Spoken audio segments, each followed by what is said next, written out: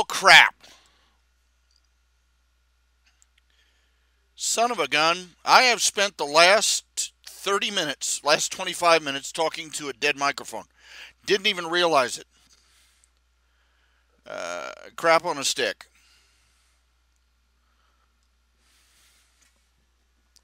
I'll quickly cover the topics that I hit on. One, modern music sucks. Two, the new Spider-Man probably sucks. I'm not going to watch it because uh, you know Mary Jane was not black. Flash Thompson is not Hispanic, and he's not a member of a science Olympics team. Peter Parker was a college student, and Aunt May was never a MILF. No, not gonna watch it. And no, I'm not gonna watch it. And I'm not. All things considered, damned with faint praise. It was pretty good. All things considered. Talk about damned with faint praise. Okay, no, don't want anything to do with it. They're not gonna. I'm not gonna pay for it. I'm not gonna watch it on Netflix. I'm not gonna. I'm not gonna rent it. I'm not gonna buy the DVD. I'm not gonna.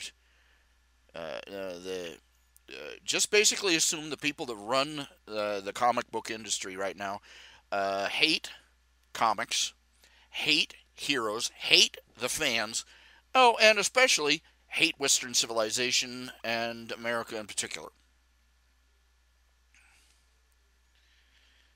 Yeah, well, it's not about accuracy. It's about political messaging. I do not want to go to a movie just to have them show up with a funnel and a plunger and force more of their social justice bullcrap down my throat.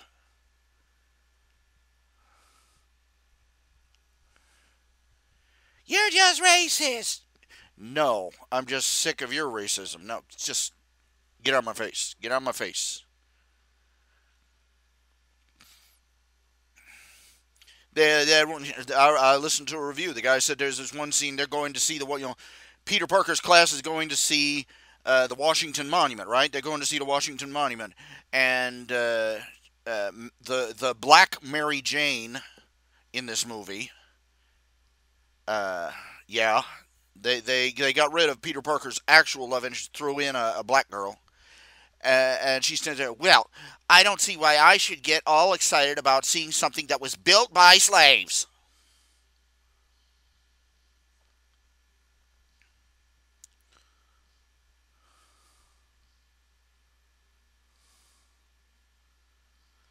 I'm so tired of hearing that. I'm really so tired of hearing that. Look, no, America was not built by slaves. I hate to break it to you, but the Washington Monument is not built out of cotton bales.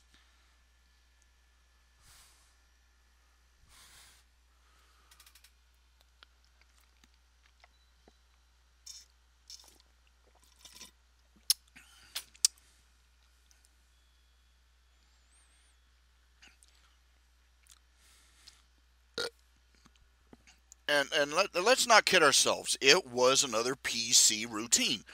It, the whole reboot was just so that it could throw more PC crap at us. Uh, I'll repeat myself. Mary Jane is not black, neither was Gwen Stacy. Flash Thompson is not Hispanic, and he's not a member of Mensa either. And Aunt May was never a MILF. She was a gray haired old granny when Peter Parker was a boy. No, not interested. I'm sorry. The original Spider-Man movies with what's his name? Okay, the one thing they changed about Peter Parker in those movies was that instead of having mechanical web shooters, he had web shooters that grew out of his arms.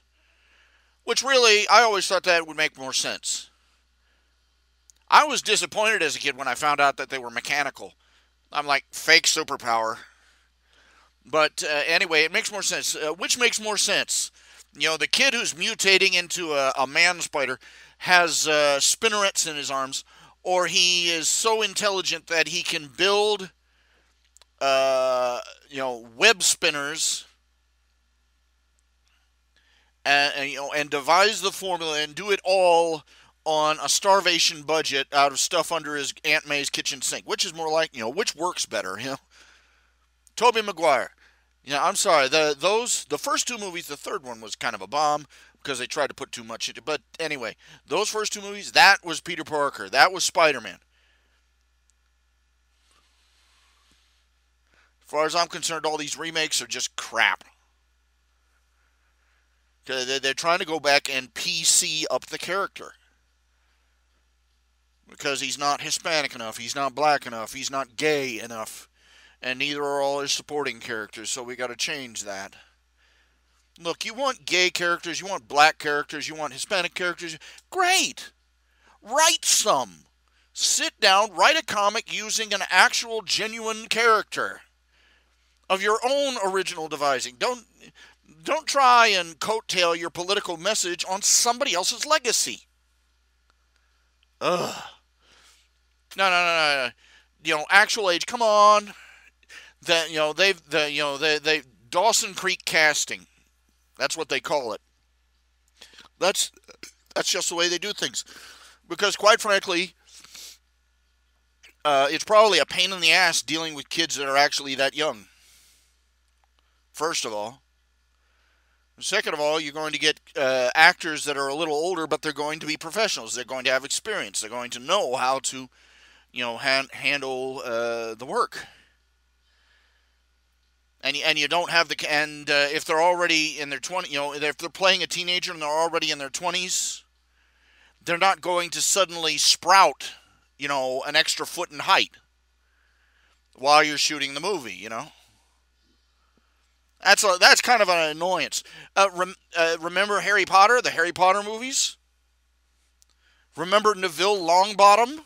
Remember how he started out? They picked out a kid with buck teeth and a little round head.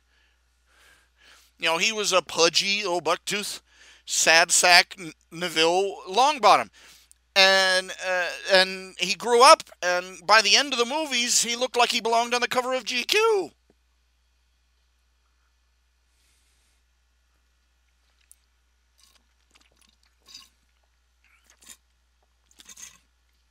Just look it up. Look under Neville Longbottom. Do an image search. Before and after. That's an example of what can go wrong when you use kids that are actually the age of their character. Okay, music. Let's put it this way. There are several things that they do with music that are a big problem. Modern music in general, especially, the top 40 pop music, it turns out that it's not just the fact you're getting old. It's not just, if it's too loud, you're too old. You're just an old fart who doesn't like new music. No, it's actually bad. And in technical terms, too. First of all, most people don't realize this, but for the past decade or so, most of the top 10, the top 40 hits were written by the same two men. There's two men that write nearly every major pop hit by major pop stars over the past decade. What a surprise, they all sound alike.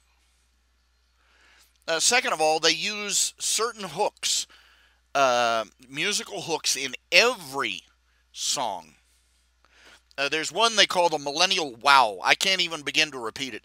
But in the interview, they played a sample of the song of the sound, and you hear it in every song. And there's dozens of other catchy little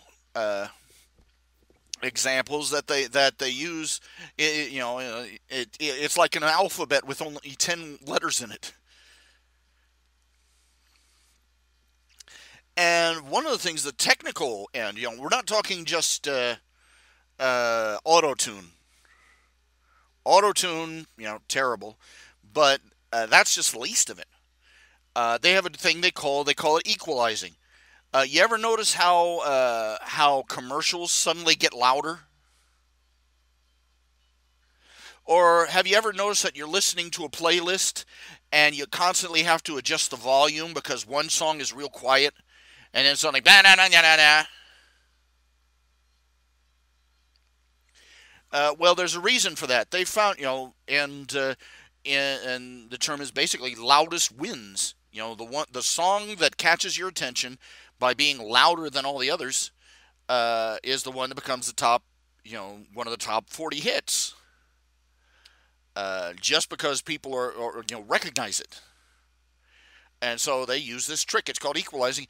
What they did is they compress the audio file so that the loudest sounds and the softest sounds are closer together. They mash it all down, and predictably, the sound quality goes right in the toilet. They played an example, a guitar solo, beautiful music, and very very rich, very deep, and you could hear all sorts of depth in the music, and there were notes that you don't hear normally. And then they replayed it as after it had been equalized, and it was dead. It was flat. It was dead. It lacked all the richness of sound, the depth, and most of the subtler notes and riffs were lost. It was louder, and you definitely noticed it. It sounded louder, but it was also flatter. And they do this to everything. There's also the simple fact that they don't use as many actual musical instruments anymore. They don't have as much audio variety. Uh, Beatles music. There are numbers by the Beatles, by Queen, by dozens of rock and pop groups from the 70s and 80s and 60s, and that they used entire orchestras. And there's some of the all-time great musical numbers. But today, most the music is composed, recorded, and played on three things: a keyboard, digital keyboard, a microphone, and a remixer.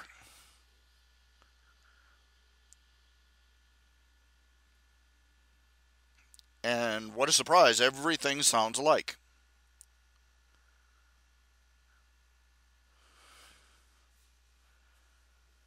Oh, Owl City! I know Owl City.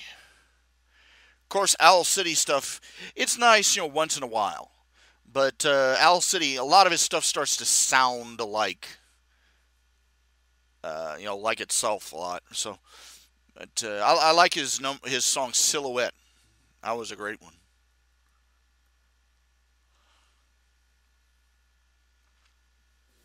Anyway, uh, uh, now I'm sitting here full of orange juice and popsicles, and I'm going bleh.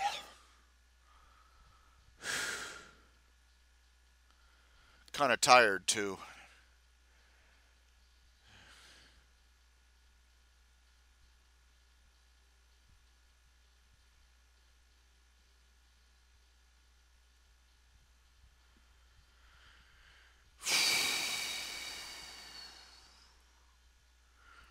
A little pooped. Okay, let's get some artwork done. Oh my goodness gracious. Let's finish up that page.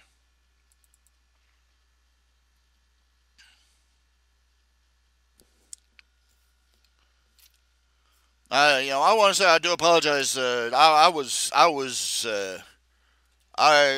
whingy, whiny last night. The other night. Was it last night or the night before? Whatever. I was a bummer, dude. I was feeling down, and I've had a lot of things on my mind for obvious reasons, and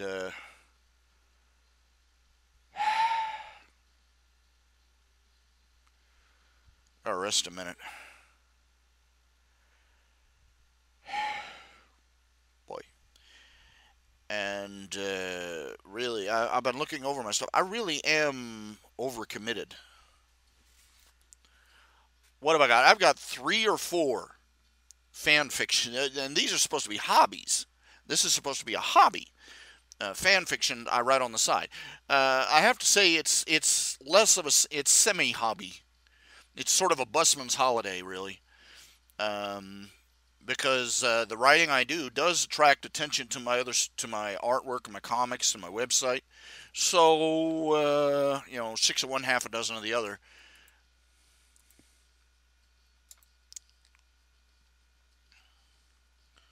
You know, and you got people that are sitting there. Where's your next update? I try and keep it casual. I try and keep it casual because really, I need the last thing I need is to have my hobbies turn into a new uh, obligation. I've got enough obligations. I'm over obligated.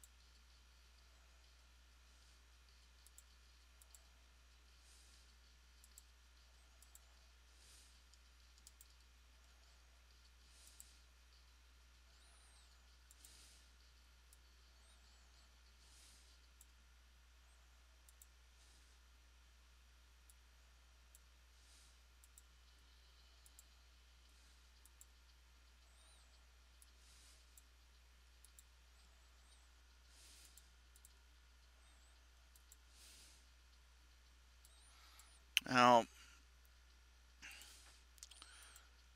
and I've gone through this before. This is why most of my comics I declared to be on hiatus. And here I am, trying to draw them on the sly and failing, and that's not working. So I just noticed I have a bad habit of trying to talk through my nose. Don't ask me why. Don't ask me where I developed the habit. Uh,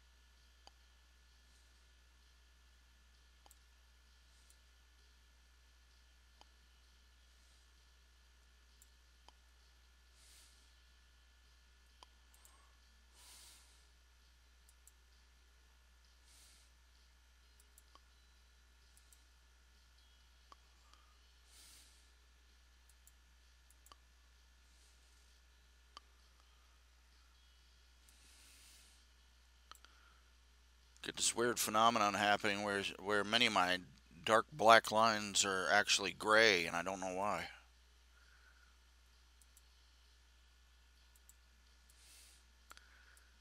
Drawn with a gray pen, not realizing it. Uh,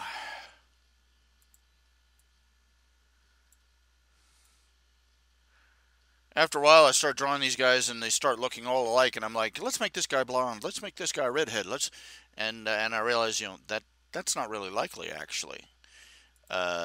Most of them would be very similar in appearance. We forget,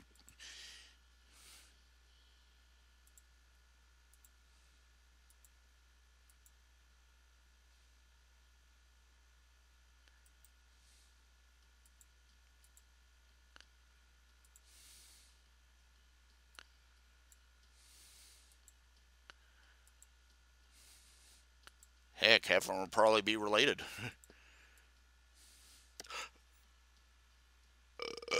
Pardon.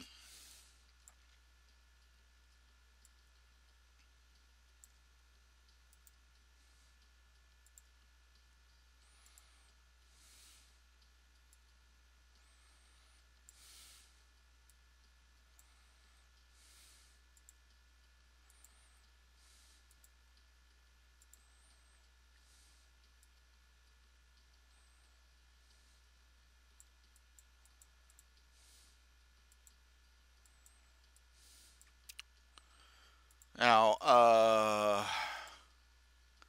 really, I'm running through things to talk about, and I'm trying to think. I'm trying to think, and nothing is happening. Duh.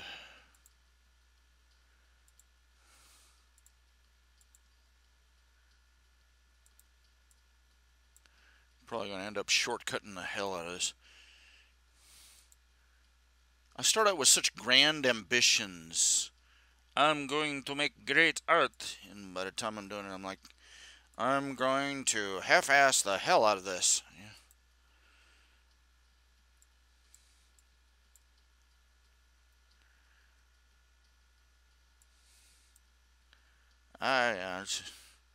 I pick at it and pick at it and pick at it and pick at it and pick at it. And, some days the art just flows.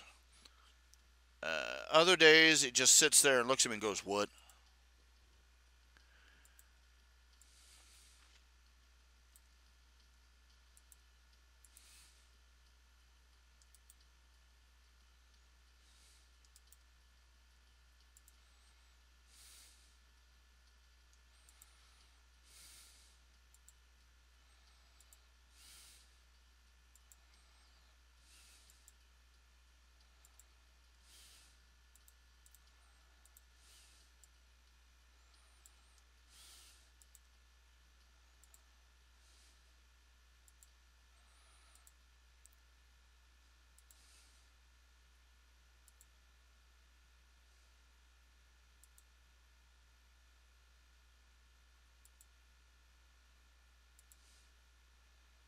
In case you're wondering,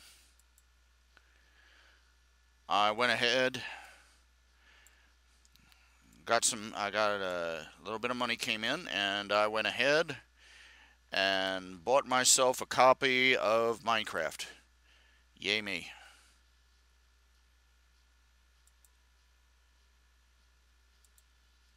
First, I'm playing it on easy mode. I'm playing, peaceful, they call it, otherwise known as no monsters.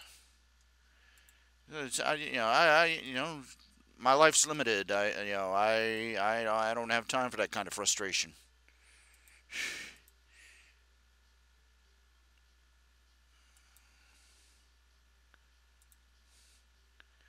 And I'd played the trial, the free trial period, and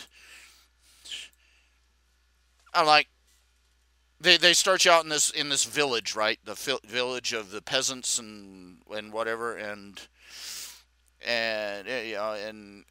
monsters everywhere. And as time goes on, more and more of them with every passing of the every setting of the sun. There's more of them, and pretty soon they're coming out in the daytime, and And I'm like, I'm looking at all these peasants, bobbing around, hey, hi, hi, and I'm going, why haven't you moved? There's got to be some place, and I'm calling it the land of elsewhere, where there aren't zombies or knife throwing zombies or arrow shooting zombies or exploding zombies.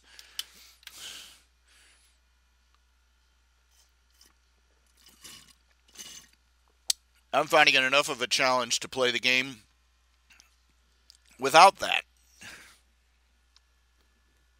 So call me a wuss, but I'm already challenged enough. I don't need more help. Uh,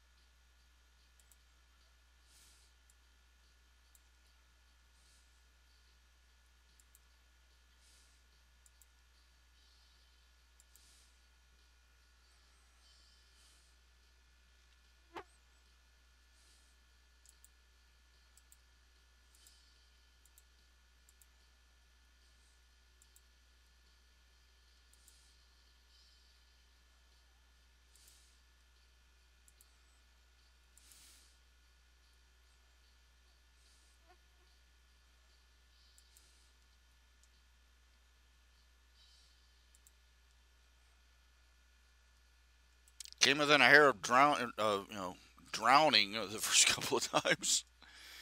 It's like, whoa, hey, where's that water coming from? Blurp, blurp, blurp, blurp.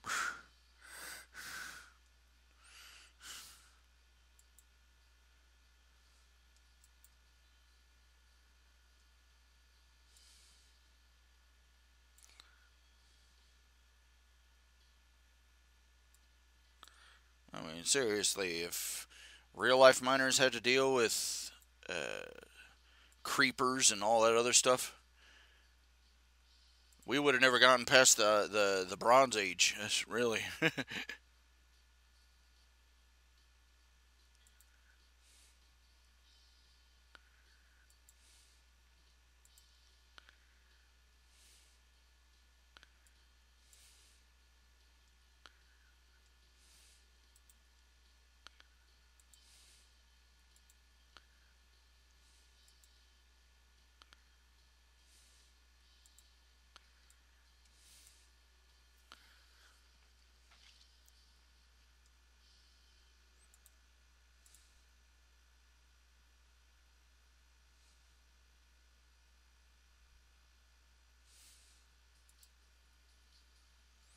Yeah, spawned in a village.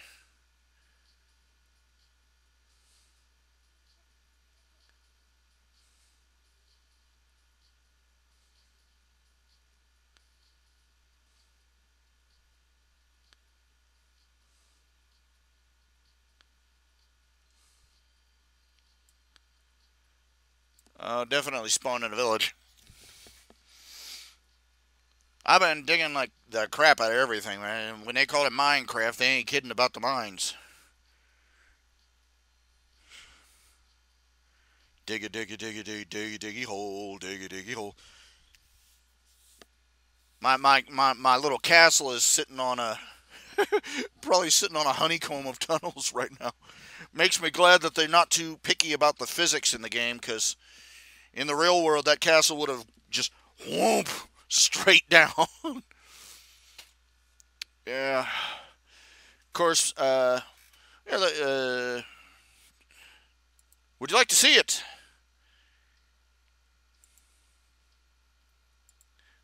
I want to show it off. I think I'll show it off. I'm gonna stop the music. I'm gonna stop the music.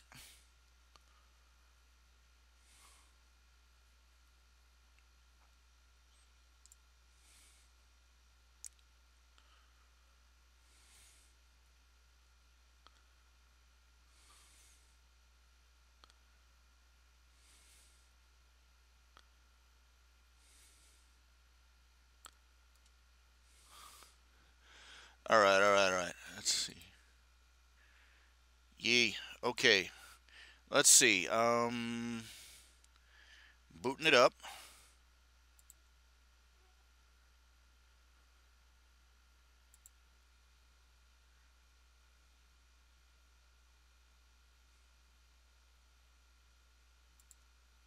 It's taking a while. Here we go.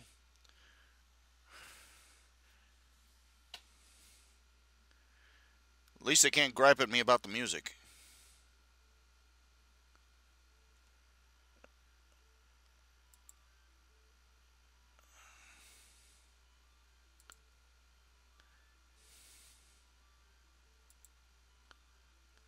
Okay.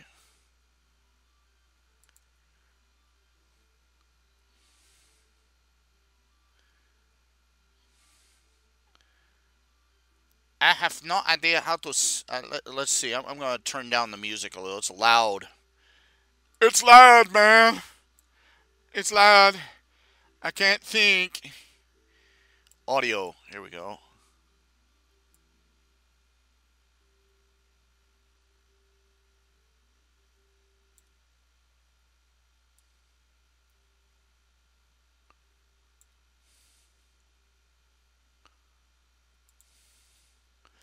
And now we play. My World.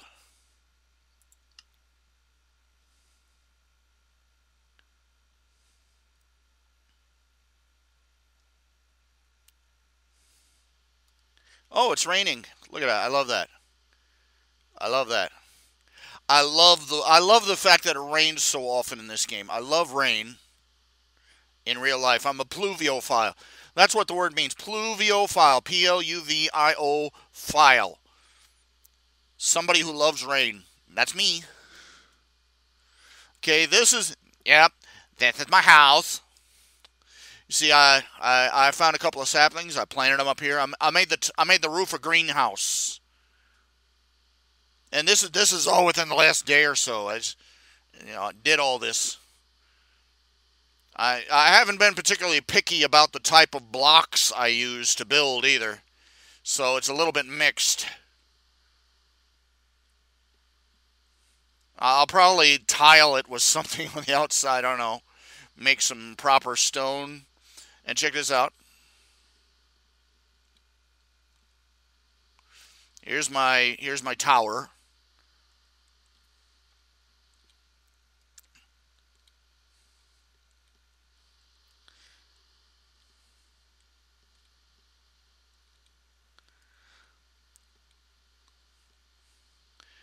And this is like a lighthouse. All I have at this point are torches and a jack-o'-lantern. So I stuck them all up here. I want to make 4 more of these jack-o'-lanterns, put 1 in each corner. They're supposed to be brighter than the torches. So you can see out here. Yay.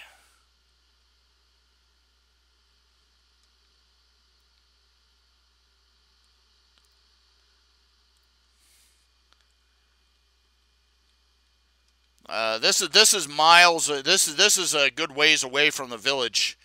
I managed to tunnel. I went down, started mining, tunneled away, got lost, couldn't find my way back. I thought I'd better build myself a shelter, and this is what I ended up with. Back in the village, I've basically taken over the blacksmith shop, boarded up the open walls, and stocked it up with everything. Whee! This is my shop. Got a little furnace. Got a little work table. And this here is my lava pit. I don't know what I'm going to do with it. I just wanted one. I said lava. You know. Of course, I've already look at this. I have got a buttload of junk. I actually managed to find a few diamonds finally. You would not believe how deep I had to tunnel. Digging everywhere. I got spare furnace and crafting table in there. Keep lots of spares, I learned that. You can tell where I've been lumberjacking. Right here. Flying trees. Where I tell you, man, it's the weirdest job in the world being a lumberjack in Minecraft, let me tell you.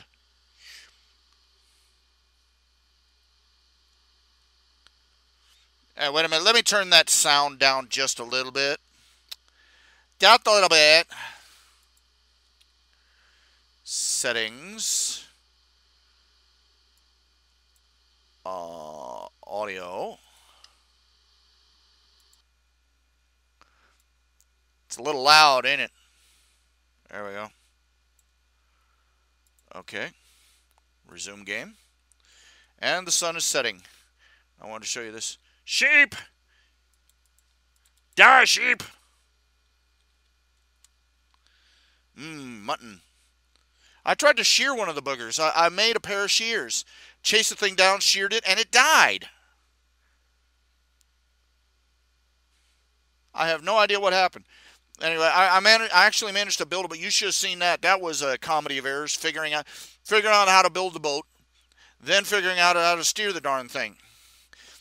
Anyway, I made it out my way out to this island out here and built a bridge back. And I built myself a little workshop over here.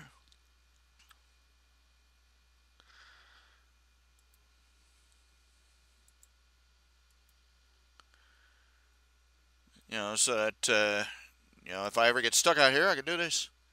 You know, this is my boat. First time I fell in the water out here out in this ocean, I turned around.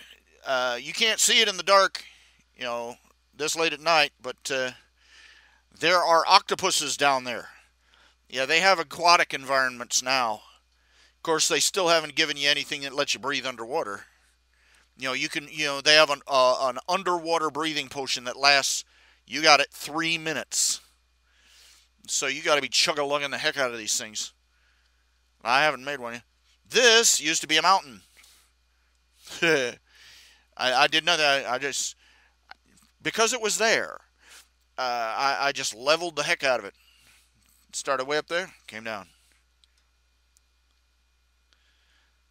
Flattened it. I might build another castle over here just for the heck of it. And I'll build a bridge over there and over there, too. Oh, look, a horsey.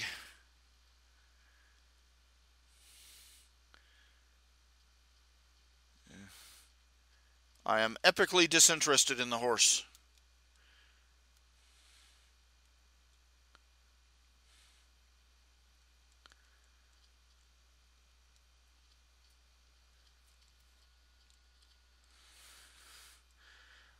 I have never dug so much sand, I tell you. Mountains and mountains of sand.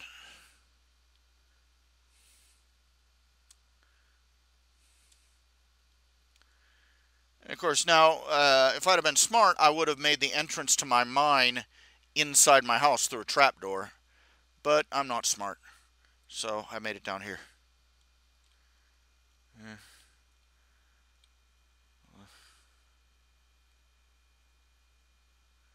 Just look at that. Diggy, diggy hole. Diggy, diggy hole.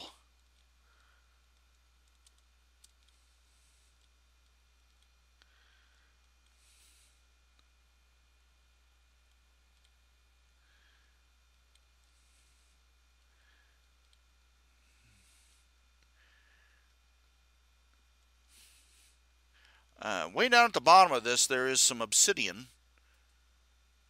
but I don't have a. There's some stone down here. I have no idea what it is, but I can't seem to dig it. This stuff.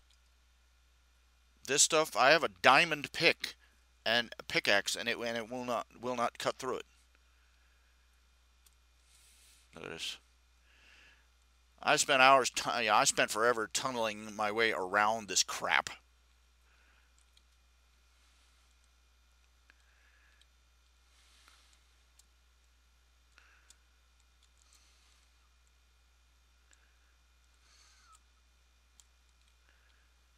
How the heck did I?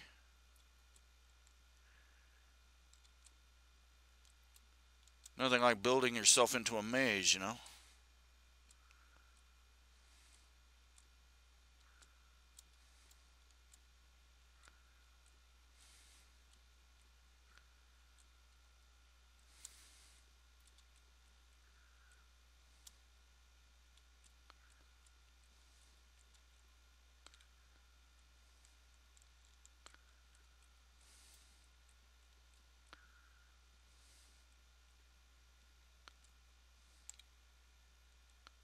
How the heck?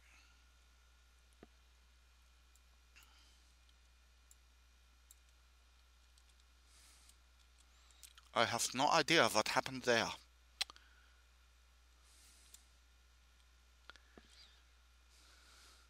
I keep putting up torches over here. I remember putting up a torch over here. For some reason, they keep vanishing.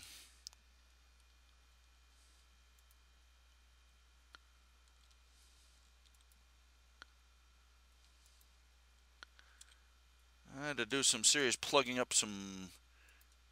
Oh, what the heck?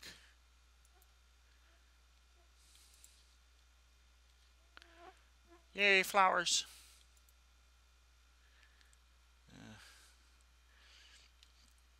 Got some coal over here. Yay. Come back and get that later.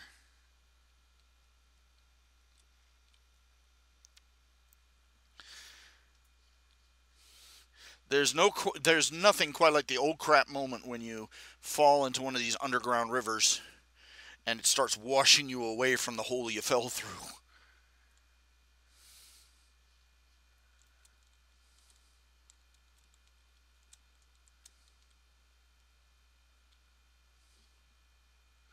Dun dun dun dun dun dun. Whoops.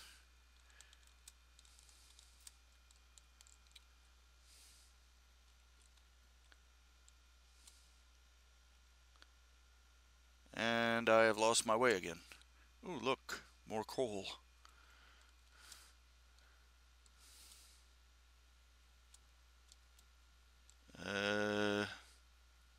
Okay.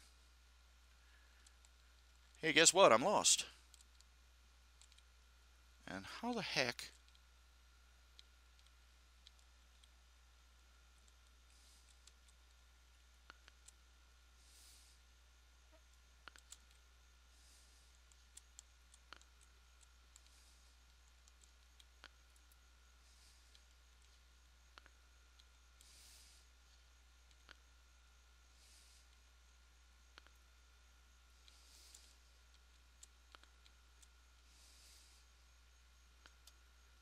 Well, I managed to get my ass lost. Marvelous.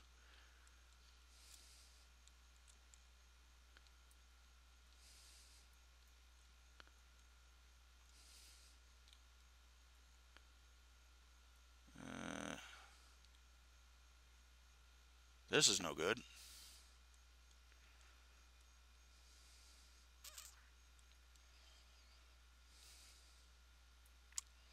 I know it didn't come that way. No, with those waterfalls in the way.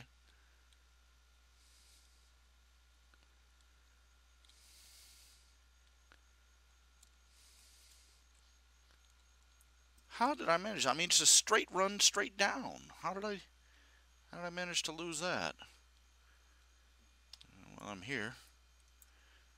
Get some iron.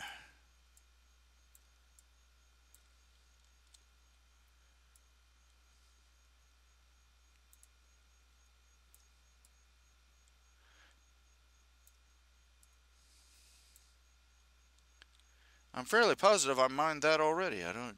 Does it regenerate?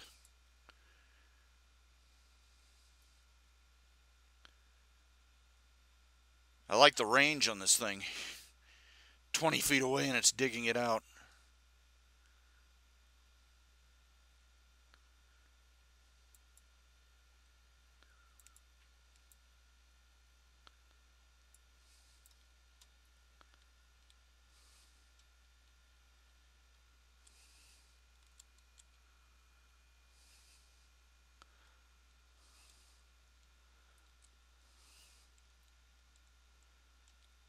Now comes the question of how they could get back out. I'm just gonna have to do it the old-fashioned way, straight up.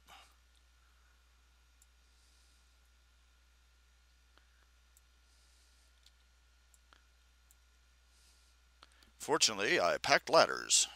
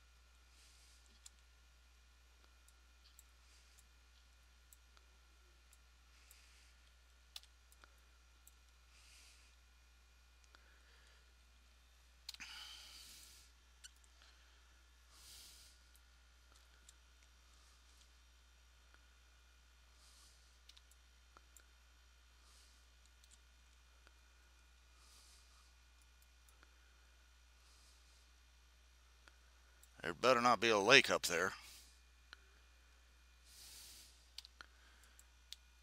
Let's see, that's 8. Yeah, there, that's better. 9.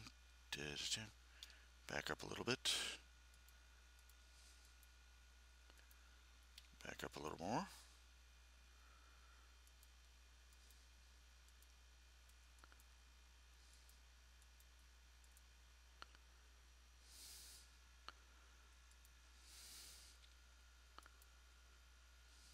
Hmm.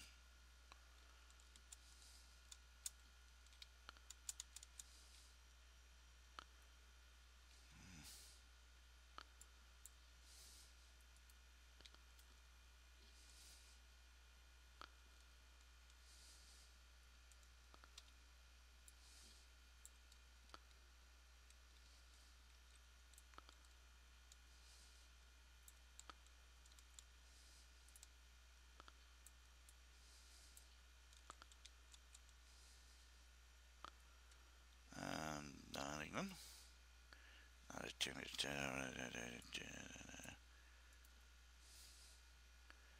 And 4.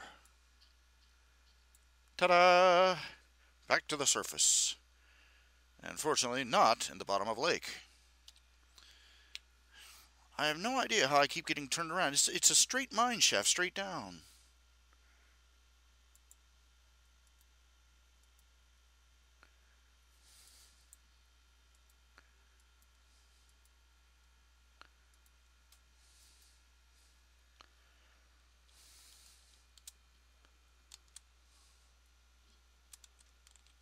There we go. Right back in my own backyard. My, what a lovely day! The floating trees look simply marvelous.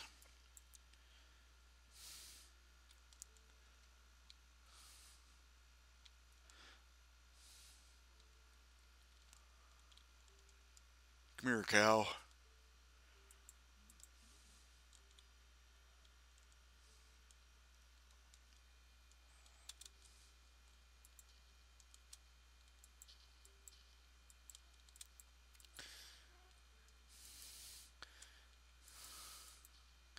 I haven't even gone into the underworld in the Ether world or any of the any of the really outrageous heavy-duty stuff yet.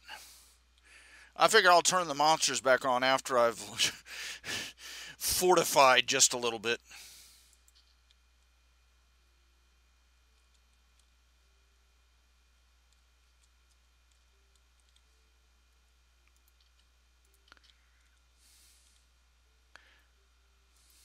There we go. Probably need to build a bed or something.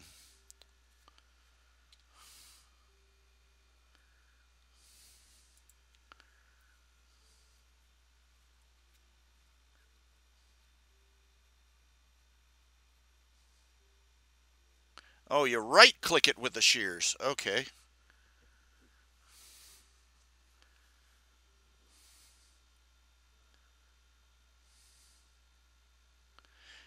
No, that's granite. It's not dirt in my walls.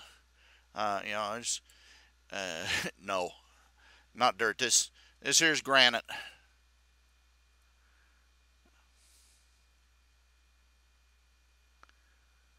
Mixture. It's a mixture of cobblestone and granite, really. A couple of sandstone in a couple of places where I ran short.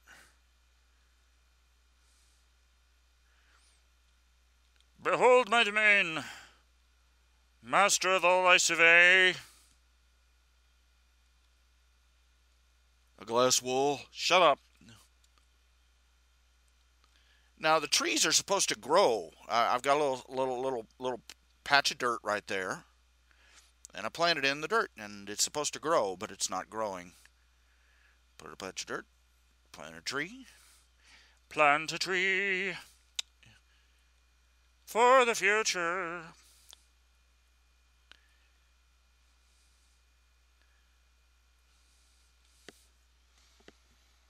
I wonder if you leave it long enough, if the rest of the tree will grow back down into the ground.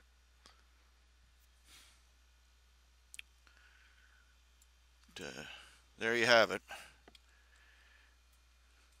Not exactly done anything really exciting with it yet. I understand there are people who have actually managed to build underwater castles, and there are some game glitches and such that let you evacuate a little pocket of air with the iron bucket. Somehow, and there's supposed to be a glitch that makes a pocket of air around a torch once you plant it.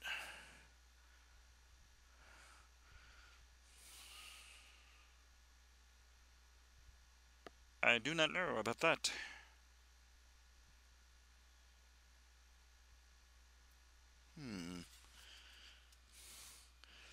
I built that great high tower. I was thinking I was going to build it twice, 2, 3 times as high as it is, but I got tired of making that circular staircase, spiral staircase, whatever you want to call it. If you look there, you can see mountains and stuff, underwater, and every now and then a squid will go swimming by, and my character practically levitated out of the water when I saw that. Oh, no, underwater exploring maybe later.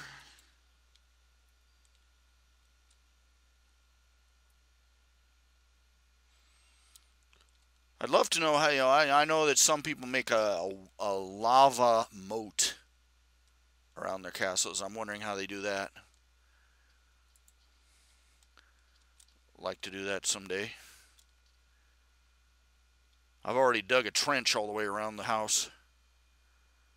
That bottom section is dirt. It was originally sitting on top of a hill there. So, yeah. I'll probably, I might probably replace that later, dig down and... It's nice that gravity is so selectively optional in this in this realm. Okay, that's I think that's enough. Escape, save and quit. I think I'm going to dig a new mine shaft, try and keep it simple this time. I found some obsidian. I've never managed to find it again.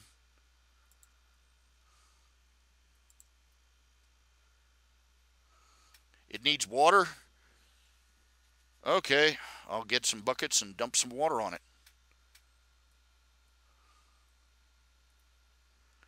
I'll remember that next time. I kind of thought, maybe water. Maybe does it need water or something?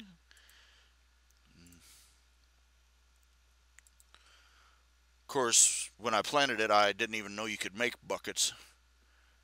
And I made the buckets large. I was focused on getting lava in it because lava's cool. You know, having a lava pit of my own.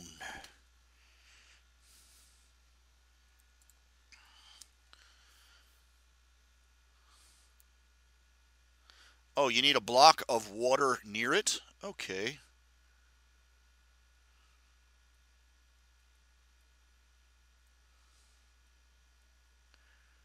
The sapling needs water. Okay. And you need to make a block of water near it. Okay, I'll make a pool upstairs. Make a little pool, put them next to the trees and go with that. Yay.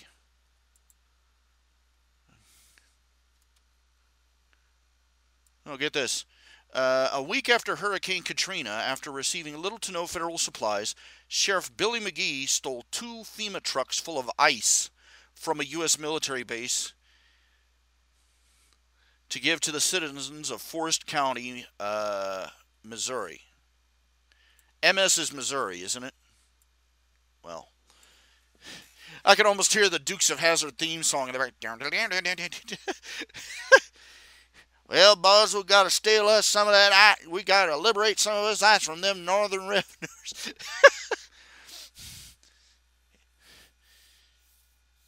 Yeah. Big chase scene, jump a couple of creeks. Yeehaw! Yeah, man. No criticism, man. I love the Dukes of Hazzard. So danged over the top. I loved it growing up.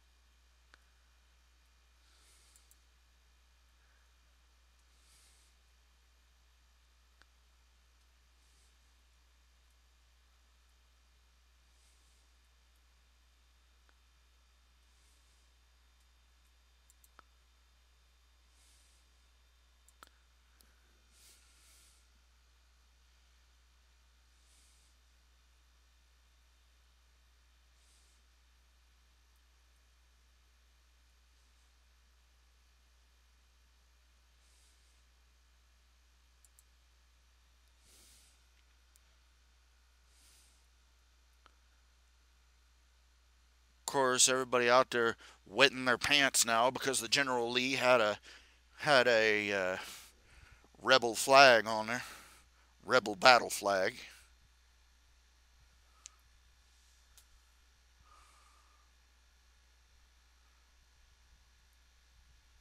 That show been on the air and been in syndication for 30 years now.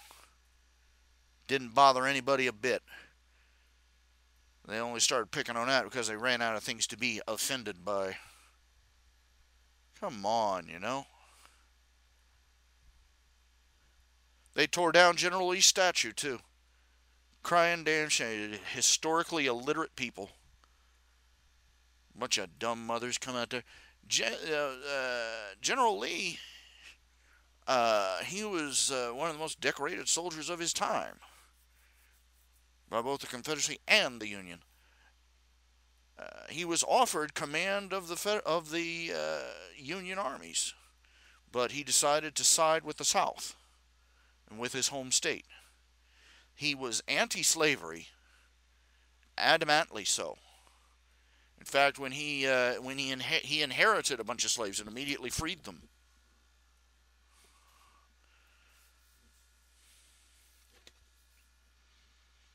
But he still said, what does that tell you? He's an anti, he was opposed to slavery. He did not want the war, but he still sided with the South. What does that tell you about the issues, the real reasons behind the war?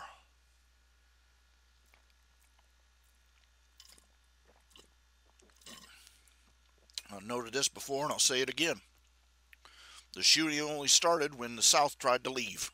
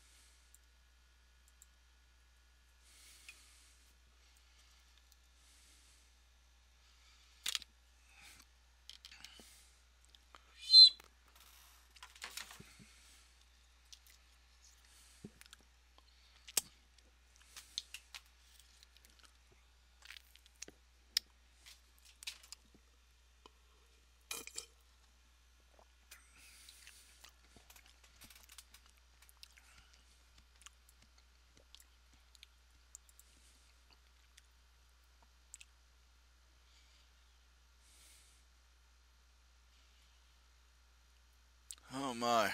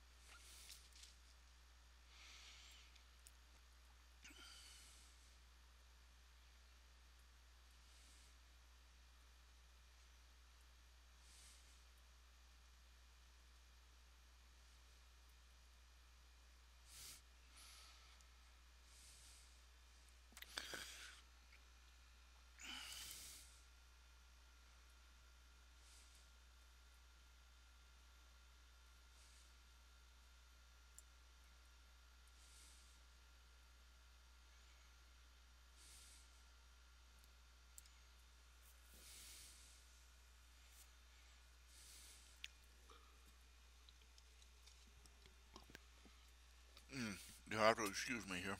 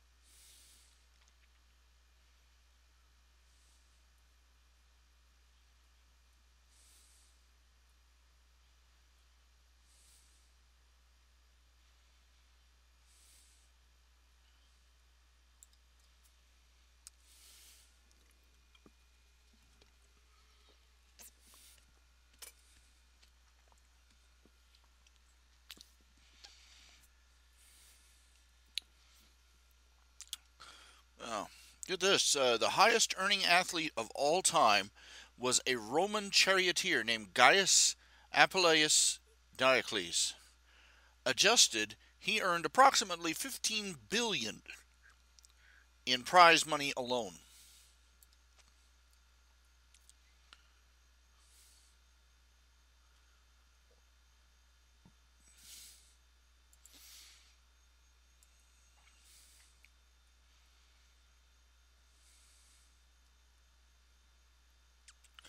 Oh, oh, get this, man. You knew that iPhone, the Apple products are overrated. Get this. During the first live iPhone demo, Steve Jobs. How do you pronounce his name? Jobs or Jobs? Jobs? Whatever. The pretentious dead dude.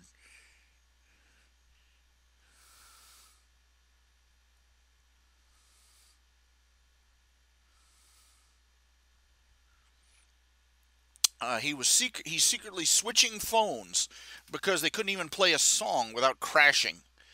Their displays were rigged to show 5 bars of signal strength, and he had to use a portable cell tower just so they would seem reliable enough to make calls.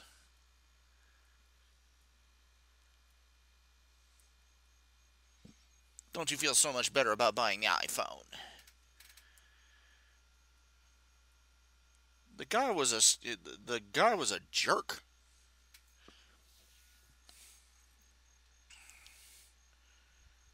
He was a fraud. He's made his entire career by stealing other people's ideas and taking credit for those who work under him. And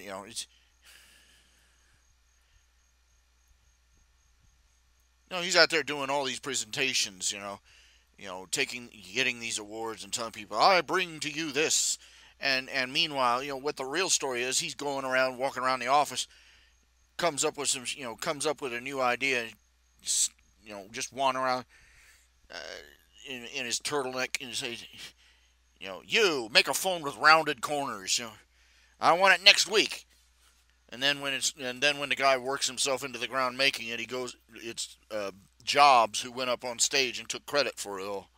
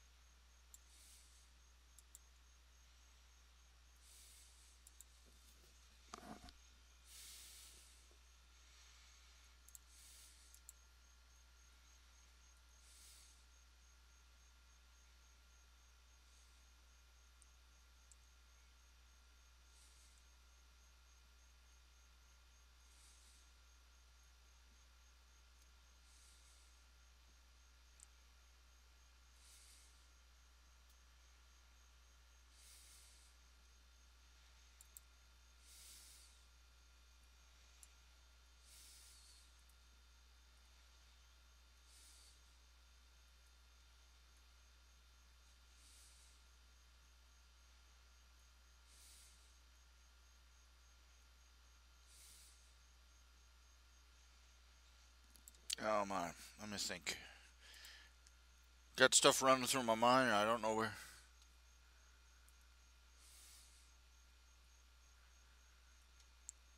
I'll have to make that little garden. I'm gonna put a. I'm not just gonna put a block. I'm gonna make a whole pool.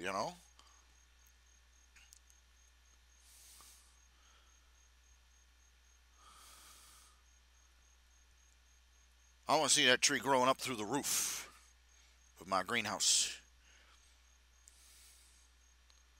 I want to climb up there and make a great big vaulted arched roof of glass. Make it look like the Crystal Palace.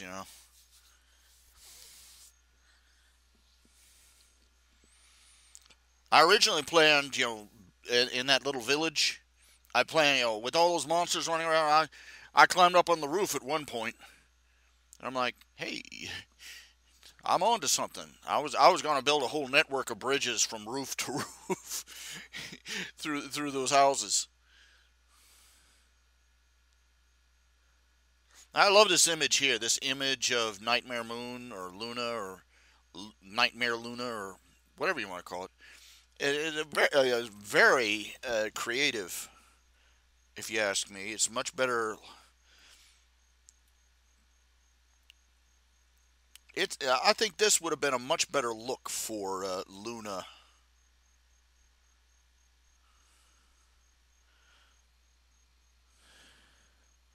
And what gets me is that they had that episode where uh, uh, Twilight Glimmer, no, not Twilight Glimmer. What's her name?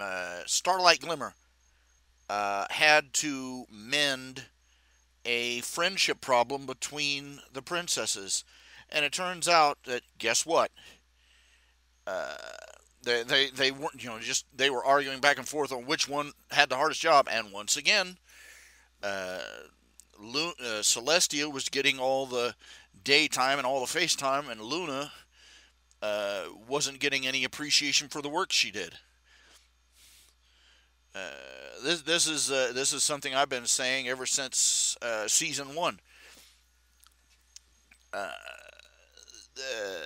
they had, they had Luna come back and and she's all penitent and she's and she's she begs forgiveness and everything. But the thing of it is, everything went back to the way it was before, and in fact, worse. The problems.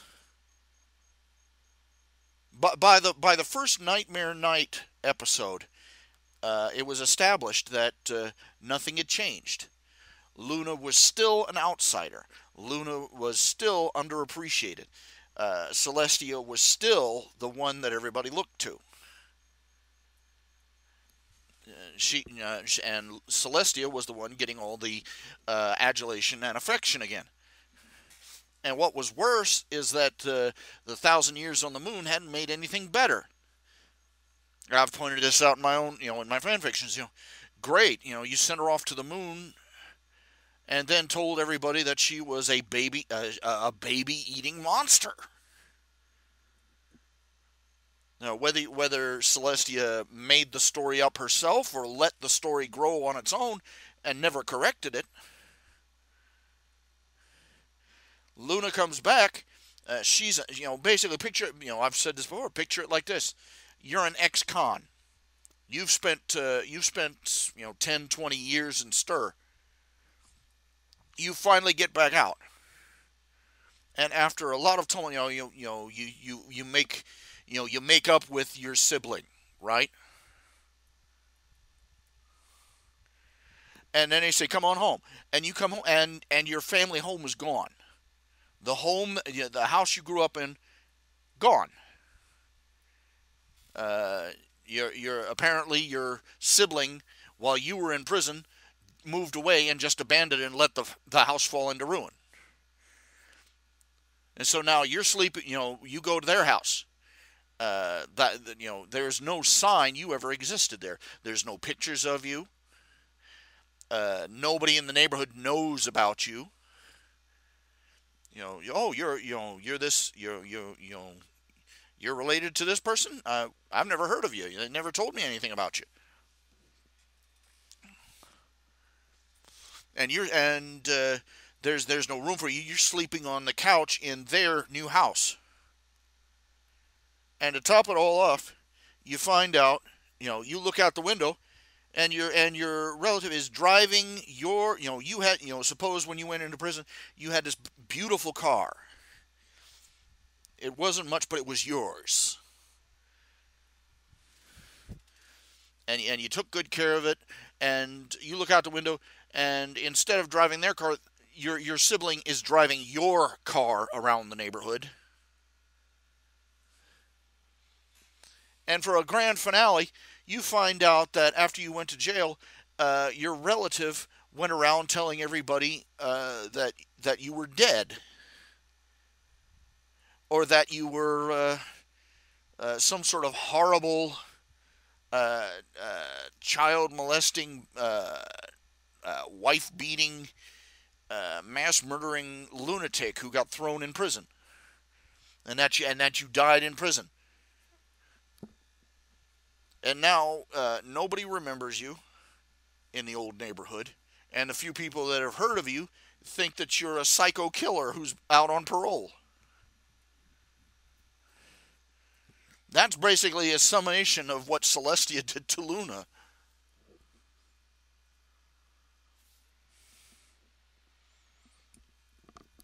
All the problems that led to Luna going off the rails and becoming Nightmare Moon in the first place were still there.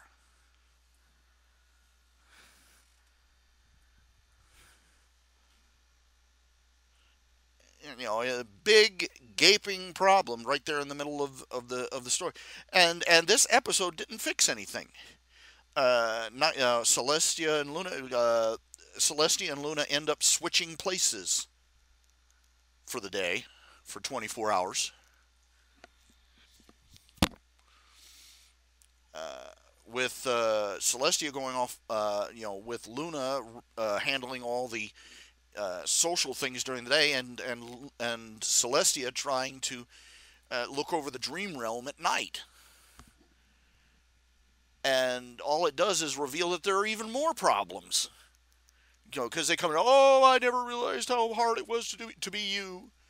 That usual routine. But they didn't change anything. Luna, it turns out that Luna has been doing her job all alone.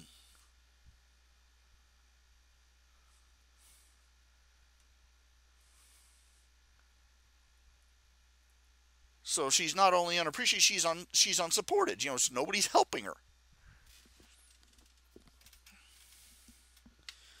And you got to figure that if she's out there roaming around in the dream realm, and it's obviously a dangerous job, because apparently there are real dangers, and possibly even creatures like the Tantabus that roam around in the dream realm and are a threat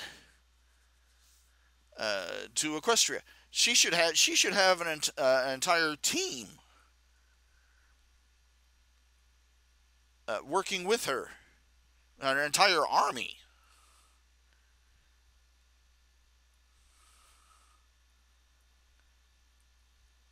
But they just laid that information out and just left it lie like that. They're never going to follow up on it.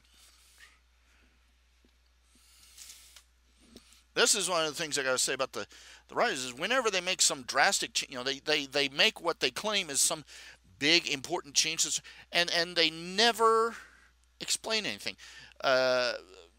When Twilight Sparkle became an alicorn,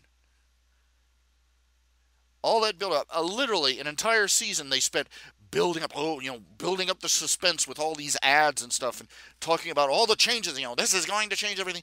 And when the episode finally came out, among all its other crimes, there was nothing in that episode I couldn't have picked up by watching the trailers that they were airing in between the commercials.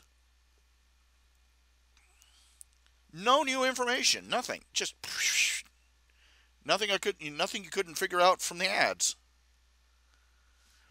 Got a real problem with that these days. They'll put a movie out, and they'll air all the best parts of it in the ads. Some of them they do it so badly, they do it so much that you might as well not go. Have you ever seen the animated flick, the Disney flick Spirit, about that horse? You watch the ads; they literally give the entire story in the ads, in a 1:15 or 30-second spot, from beginning to end. And you're like, what are you going to the theater to see?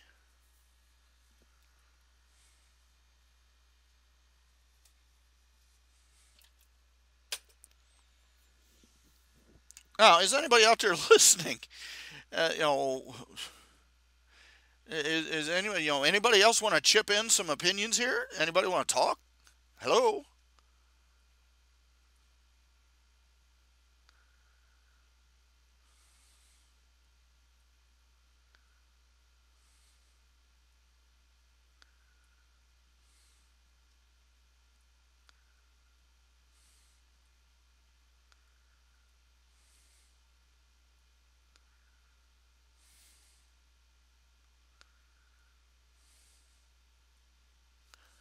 All right, you got just back from dinner. Okay. So you got some thoughts? Anything you'd like to talk about? Come on, throw some stuff back in my direction.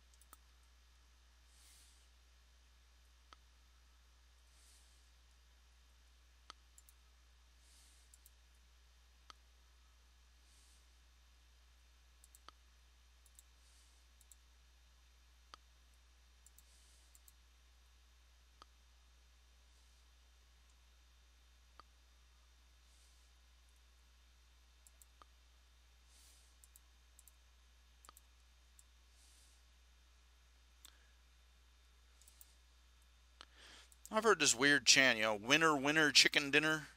Have you ever heard that? I have no idea what it means, but I keep hearing it.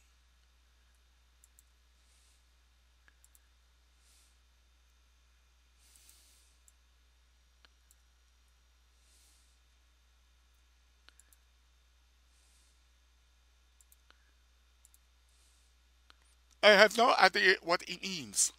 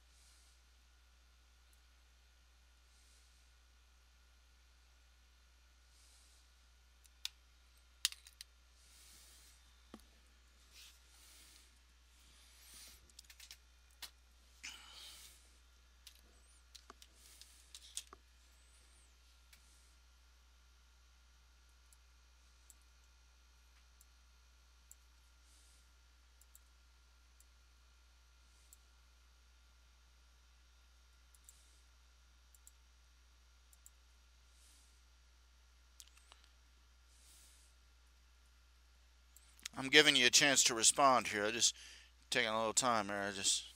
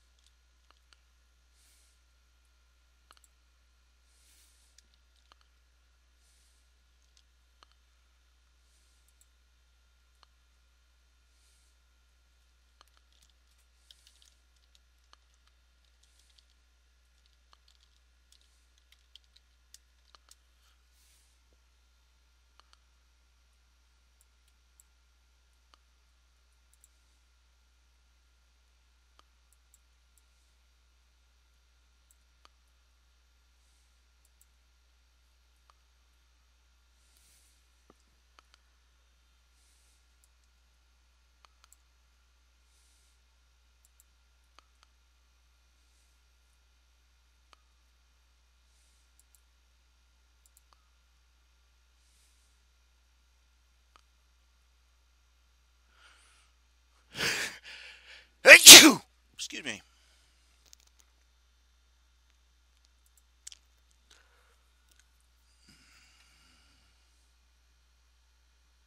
Digivolution.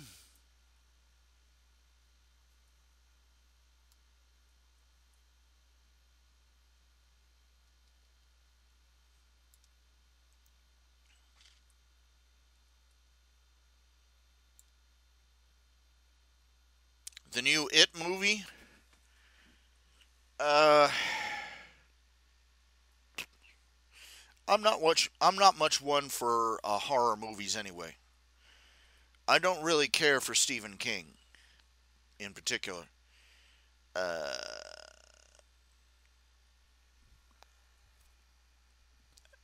I've read a couple of his books. He's boring. the middle part of his stories drags and drags and drags, and I was just when you're reading something, when you're supposed to be reading a horror thriller book and it bores you in the middle, bad sign.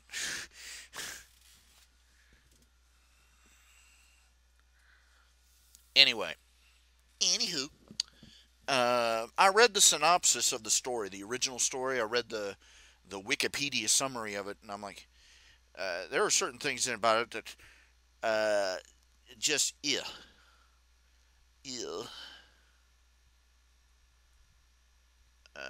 just some outright nasty things in that story. Plus, Stephen King is a left wing nut.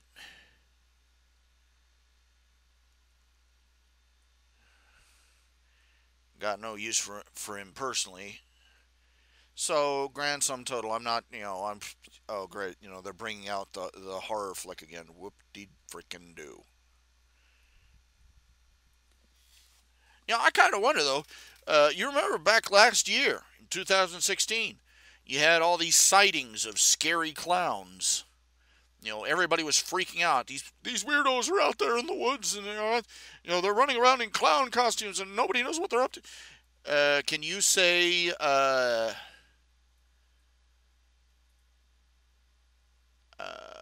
guerrilla campaign? Can you say what do they call it? A stealth promotional campaign? Viral marketing? Think about it. We have this one year. We have all these weird sightings of freaky, creepy clowns that are scaring people in the dark, and the very next year, 27 27 years later, remake of a movie about a scary monster clown. Ta-da! Not to play Sherlock Holmes here, but I think we can connect a few dots. I want nothing. No. Now my idea. I have an idea for a really awesome crossover. Stephen King's It meets Hellboy.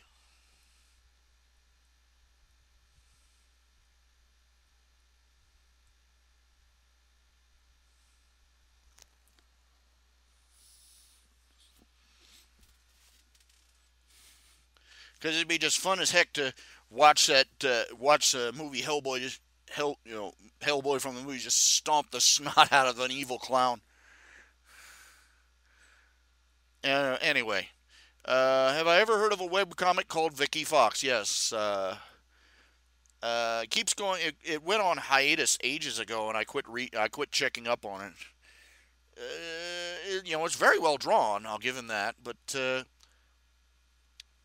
I don't know. It just didn't really excite my interest that much, story wise. And it updated so slow. It just sort of, yeah, whatever. But I wish the guy well.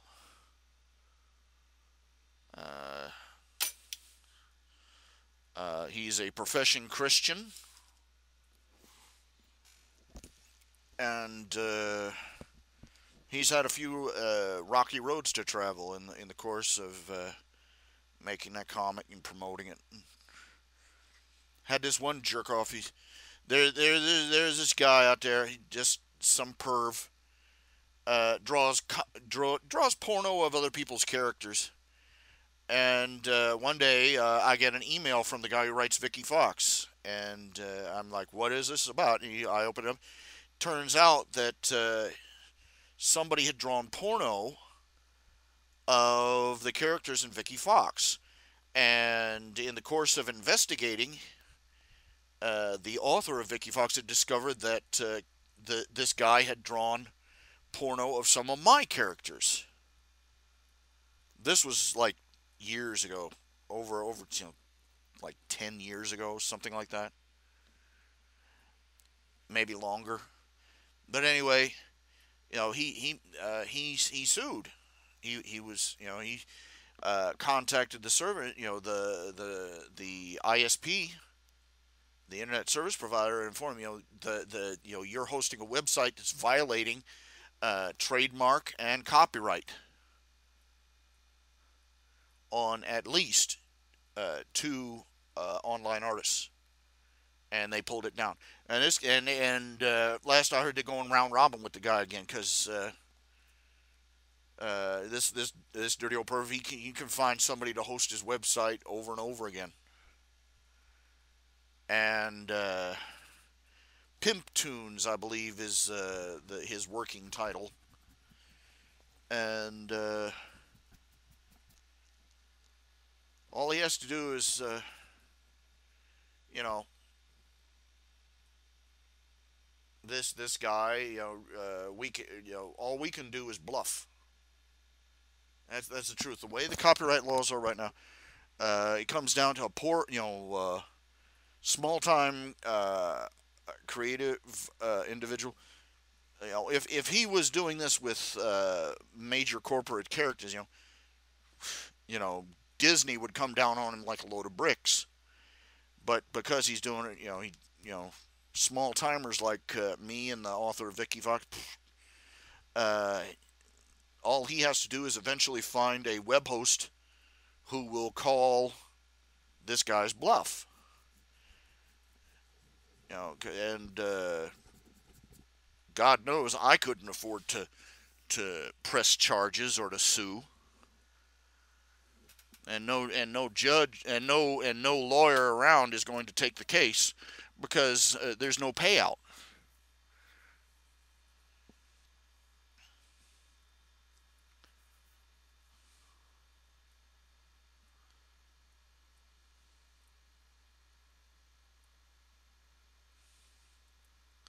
Last I checked, I've done a couple of vanity searches over the years, checking to see that this guy hasn't reposted the artwork, because we said, you're just a nasty little man. No kidding. I kid you not.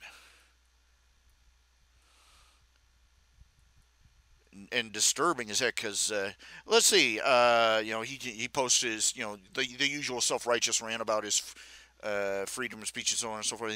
And he referred to the Vicky Fox. He said, the guy writes Vicky Fox, and she's a cock tease. Uh-huh. And the guy basically drew gay porn of my characters, gay porn, because he knew it would offend me the most. That was his working operation. That was his operational procedure. He took an intense disliking to me and decided to teach me a lesson by drawing smutty pictures of my characters. God only knows what sewer he's working out of now.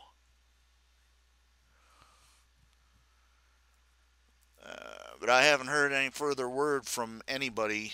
The Vicky Fox guy included. So I'm assuming that the guy is basically vanished off of the mainstream at the very least.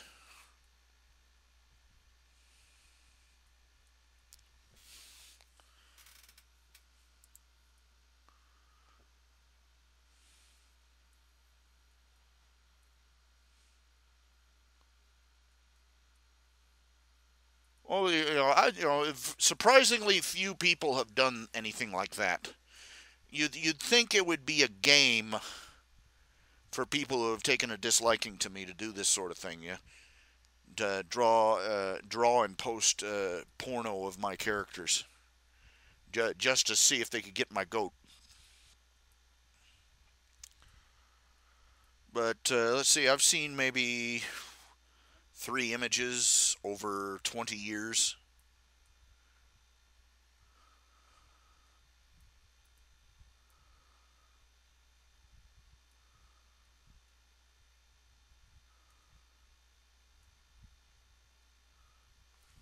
I'm surprised that I'm not getting more commentary from y'all. You'd think that this particular line of discussion would generate more conversation. Come on, what do you got to say to that?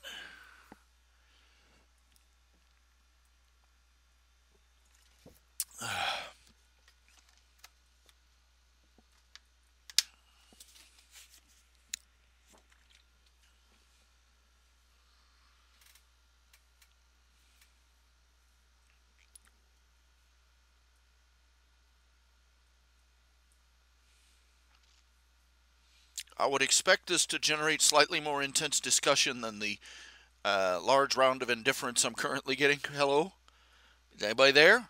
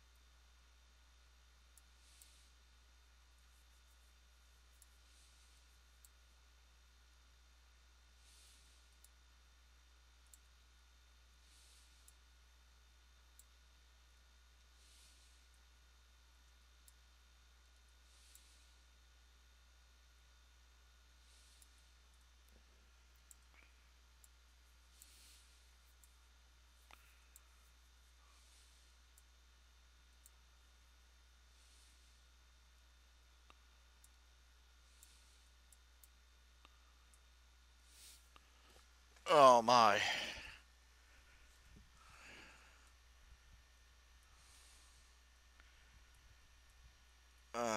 Jeez.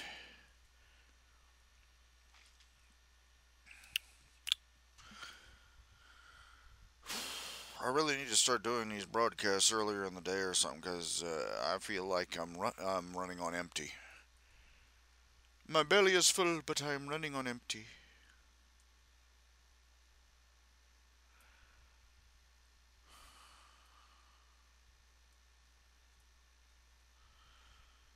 Now, I'd like to know, I talk about the fact that there's some guy out there who is drawing uh, the most offensive smut he can imagine he can manage of my characters just out of spite, and you all say nothing, and I'm like, okay, this could mean many things. It could mean that you're not paying attention, again. It could mean that uh, you are, or it could mean you're utterly unsurprised that somebody would do something like this. Or it could mean that you know about some guy who's cranking out porno of my characters 24/7, and you're just trying to figure out how to tell me.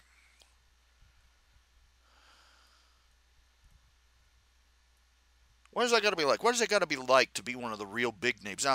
Now Japanese manga and anime, they expect people to write fan fiction of their stuff. And they also expect porn fan fiction. They expect it.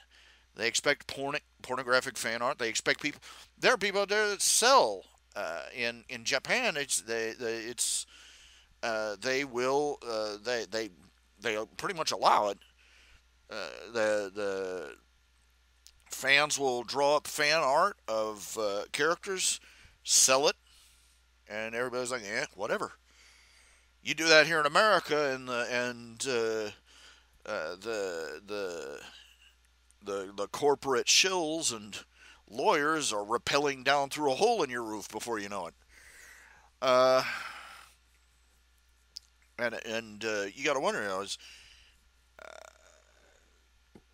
this is why uh, was it the guy who created Mario or Sonic the Hedgehog? Well, one of the big names. He said, please don't draw porn of our characters, of our new characters, and he sincerely expected people to listen to him. What a radical difference in our societies. Uh, you know, if you don't say anything, they figure whatever. I don't know. I don't know. Do they figure that people are going to do it anyway, or are they just that polite? Or that culturally polite that people will refrain from doing something just by asking. Of course, he asked, "Please don't draw porn of these characters," and the next thing you know, red rag to a bull. Welcome to the internet, Japan. But obviously, if you're an anime author, if you're a manga author, you pretty much expect it as a given in part of the industry.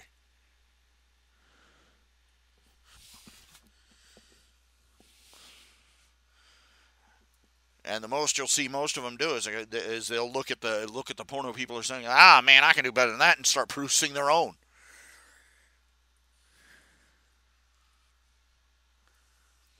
But for normal countries where sex with octopi is not normal, what does that have to be like? You're one of the creators who created like Snow White, or one of the Disney characters like Elsa from Frozen, or you created or you worked on a children's show with and then you come through a convention, a comic convention, and surprise, we some guy has been selling pictures, high quality, carefully rendered art of your character of the character you lovingly created doing things that you never even heard of before you, and you have to look up online to figure out the definition for them.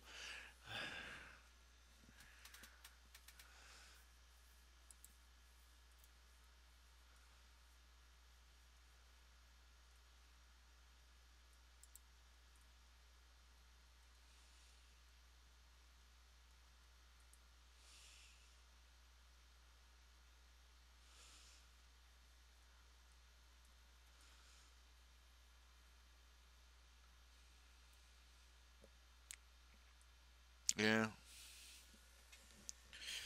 there's a tiny part of me that's kind of kind of goes, oh, look, let's not kid ourselves. I draw very sexy looking female characters. And some might even actually take offense to that. But I draw sexy girls, pinups, and my character, most of the female characters in my comics and stories and such, aren't exactly hard on the eyes. You know what I'm saying? And a certain part of me is going. He looks around the web. Maybe I should do a vanity check, see if anybody's drawing any not safe for work stuff of my characters. And you look and you look and you look and you don't find anything, and you're going, why am I mildly offended by that?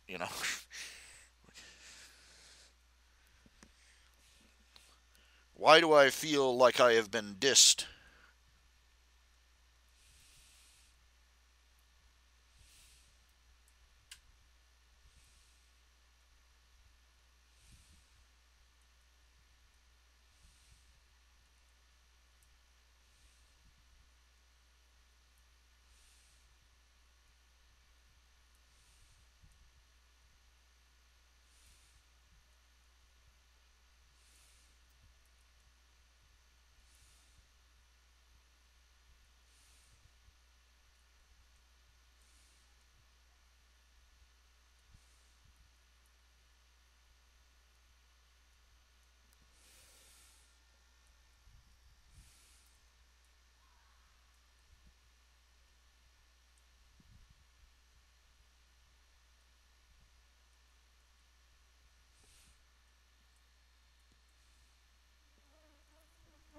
Now, what can you say? You know. Well, let's finish up this.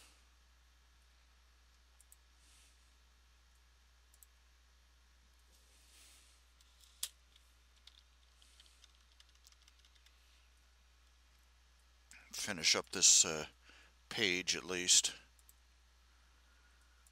Just got the text to enter.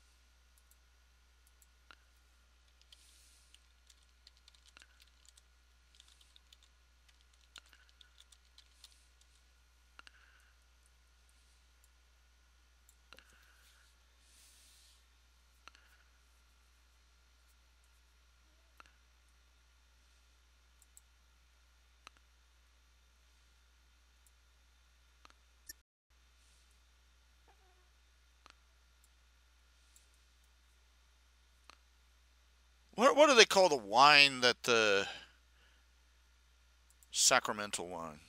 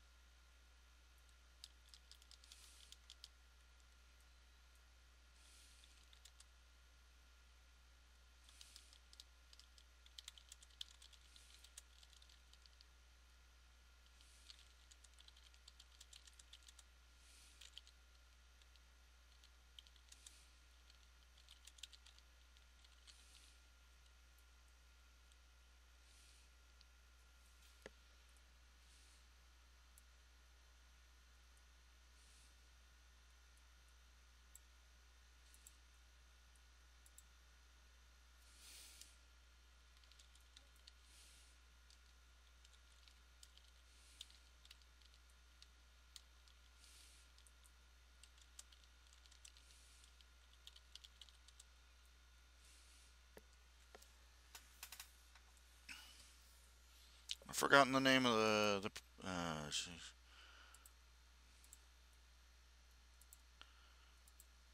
Let's see.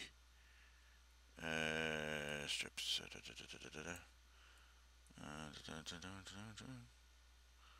Phew, bug up my nose.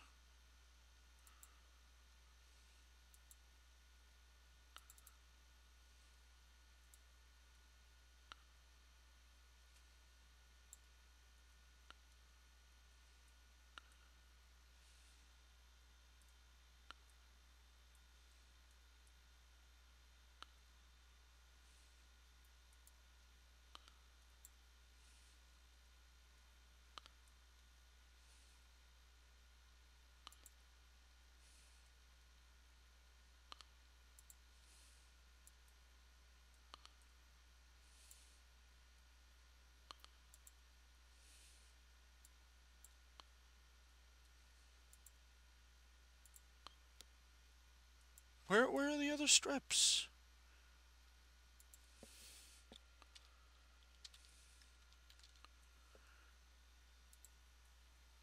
Got a problem here.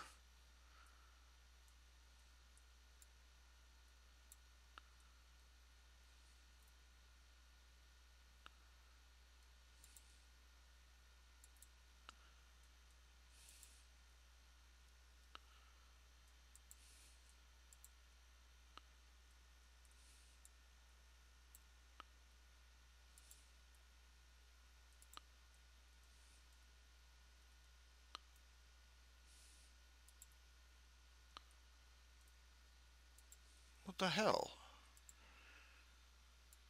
Oh, let's see, strips. That was very odd.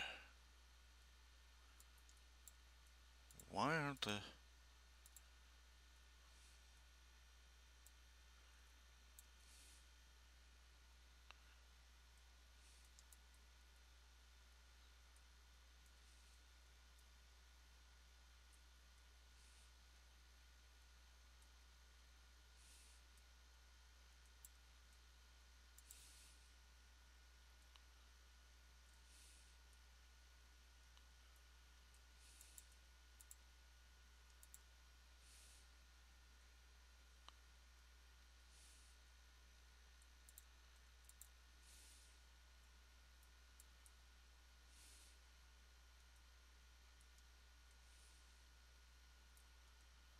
I'm trying to locate the page that has the name of the abbot.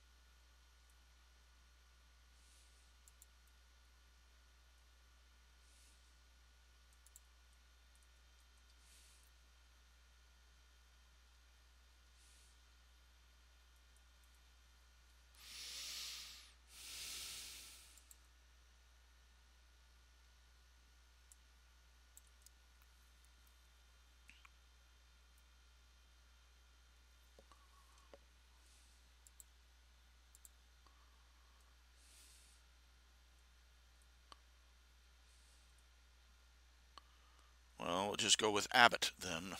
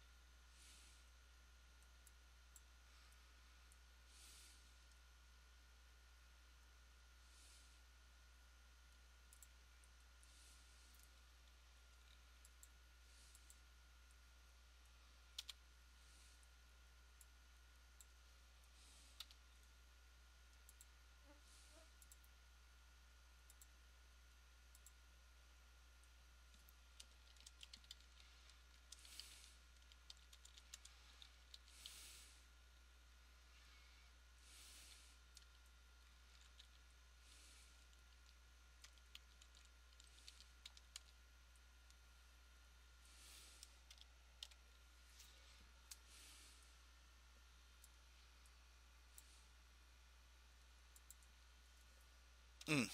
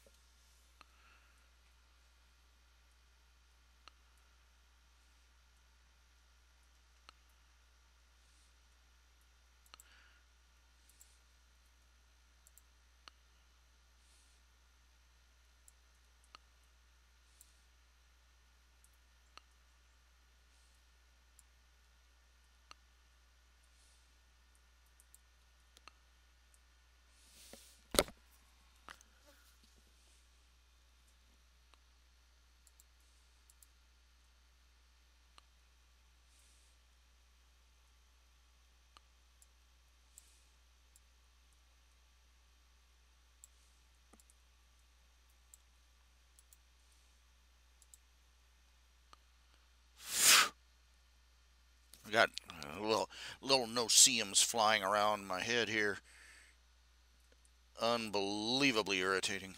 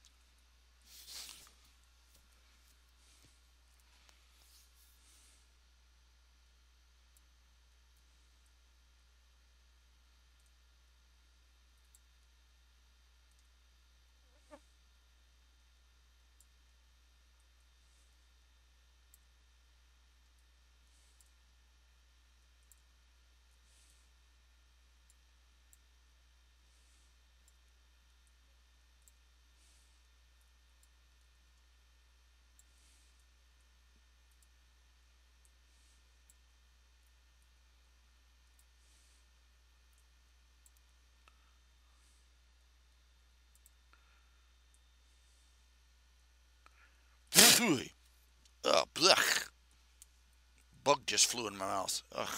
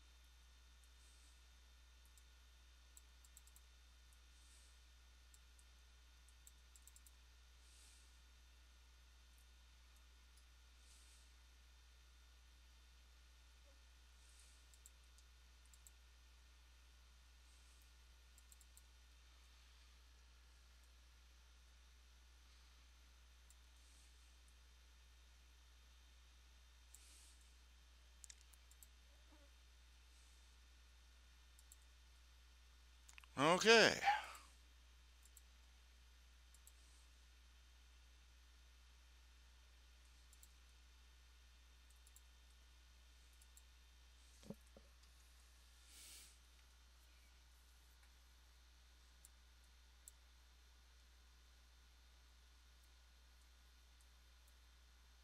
This is very disturbing.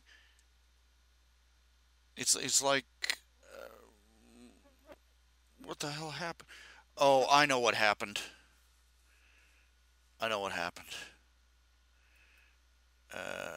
I downloaded a recent program. And one of the things it does is one of the things it offered to do was eliminate duplicate files, and basically basically a bunch of the files in my system are image files, and a bunch of them were duplicates.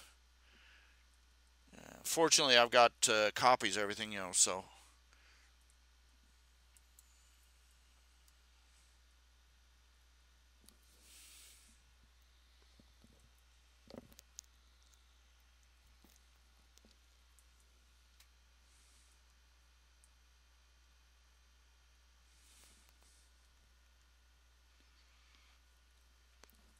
I just called him the Abbot. Yeah, I heard about the earthquake that hit Mexico City. I swear, I remember it wasn't all that long ago. They got hit with one earlier. That's how many years ago was that? Uh,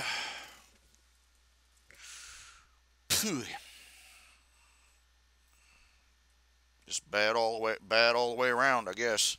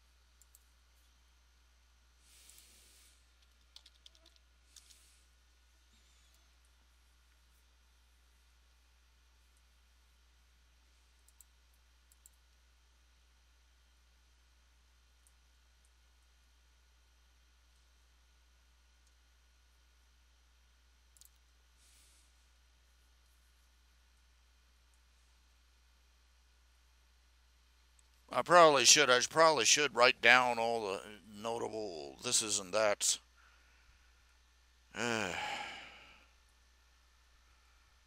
for each of my comics and my stories and so on and so forth.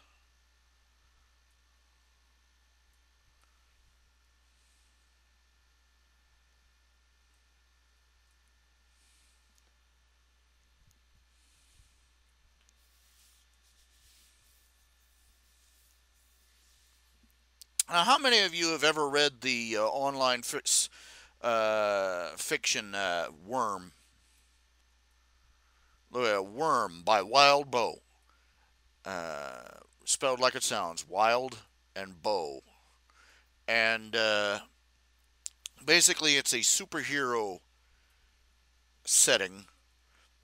It's about a girl who gets superpowers. She gets the power to control bugs, which isn't all that hot, but man, she seriously leverages it. And she decides to become a superhero, but due to a misunderstanding, ends up becoming a supervillain, joining a gang of villains. You have to read it to get it, and it's downhill from there. It's very bleak. Let's put it that way. It's the by the end of it, half the world has been destroyed, and the protagonist has been shot in the head. So, and that's where it ends. It doesn't get better after that. And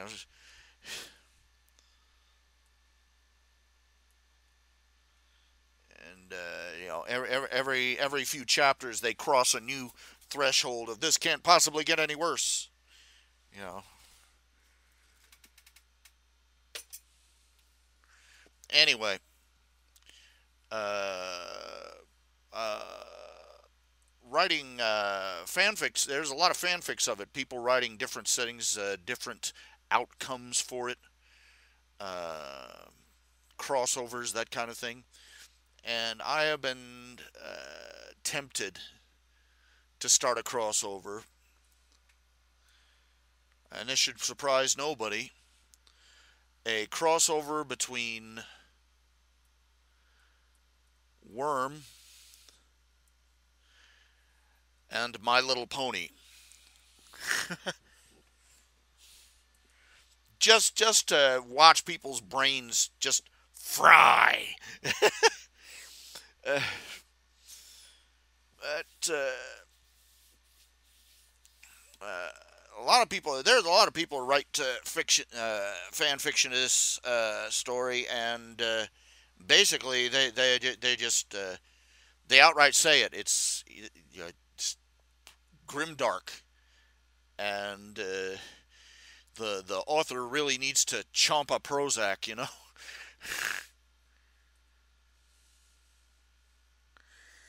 And there's a couple of they just outright lampoon it. They One guy writing a story basically drops a new character into it and turns the entire setting upside down. Uh,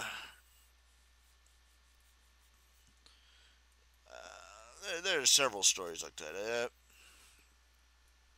Uh, but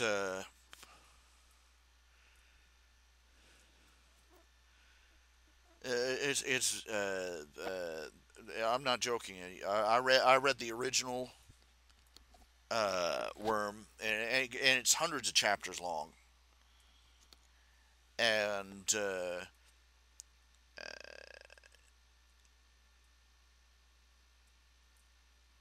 it starts out with the girl having a trigger event. In the setting of the story, trigger events.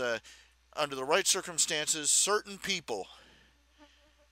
The secret to gaining superpowers is that under the right circumstances, or the wrong circumstances, however you want to look at it, undergoing an incredible traumatic experience will trigger the gaining of powers, and they call it the trigger event, and they are literally the worst day of that individual's life.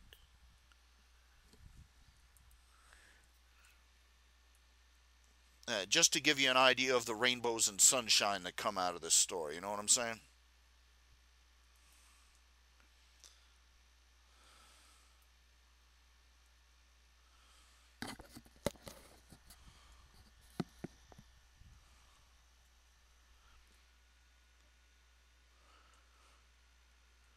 And nothing they do seems to make things better. Every time they try to do the right thing, everything gets worse.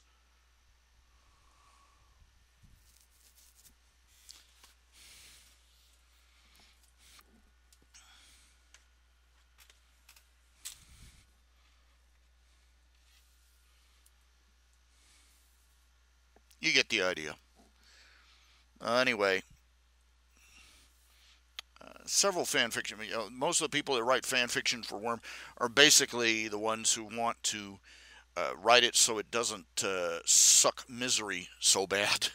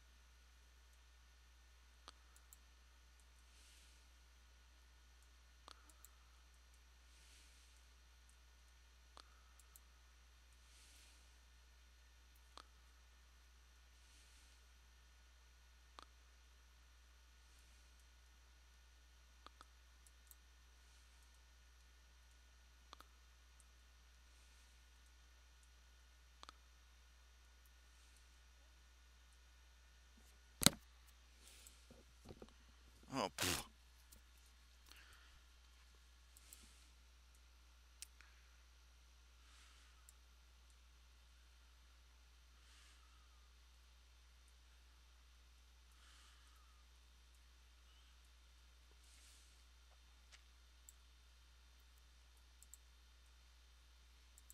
Let's see. All right.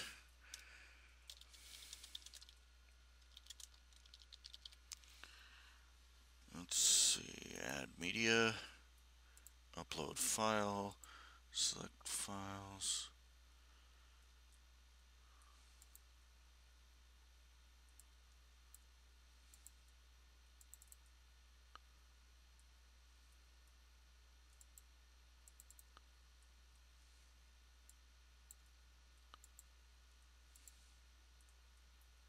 Phew. Bugs. Ugh.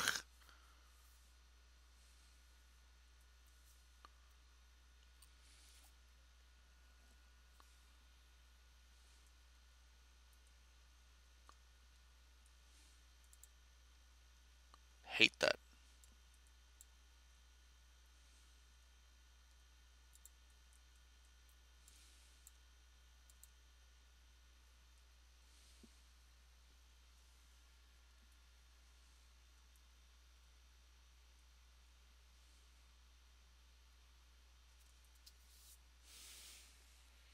I have no bug spray, and the bug strips are not working. They are not working, senor. They are not catching the bugs. The bugs, they are not catching. Alright. New Tales of the Quester page posted. Hip hop hooray.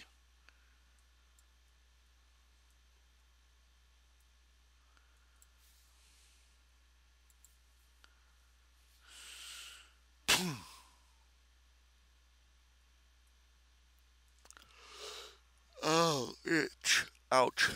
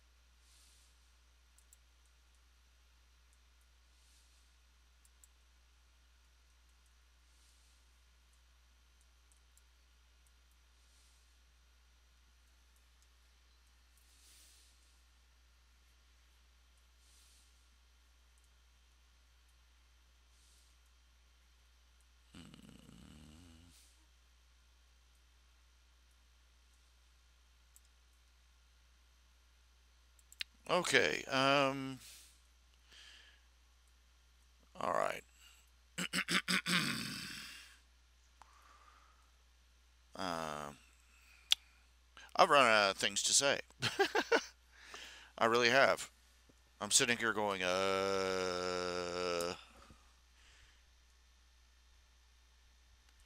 So I'm going to wish you all a good night,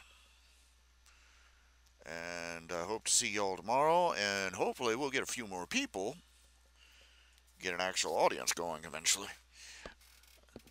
Let me ask you something. What would you want to see? I mean, this is an art show, talk show, and I'm like not talking about anything original. So, well, I'm gonna try and dig up some new stuff.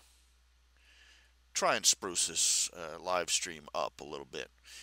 Anyway, we'll see y'all tomorrow. Y'all take care of yourselves, and see you then.